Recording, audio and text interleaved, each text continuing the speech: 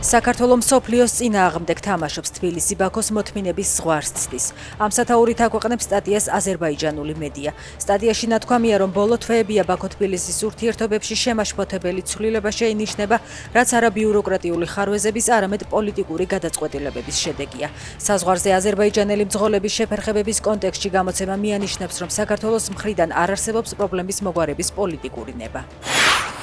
ჭალის აბაშიძეების ეკლესიაში უნიკალური ფრესკები ნადგურდება. კედლის მხატვრობა, რომლებზეც მე-16 საუკუნის საერო პირების ჩაცმულობის ამსახველი ნიმუშებია გადმოცემული, დანესტილია და კედლებსაა დაშორებული. საჩხერის მუნიციპალიტეტში მდებარე ტაძარი 1510 წლით თარიღდება.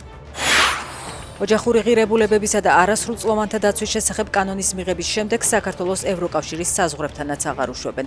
წერს დუმის თავმჯდომარე თავის პროპაგანდისტულ პოსტში, რომელიც მთლიანად შეთქმულების თეორიებზეა აგებული.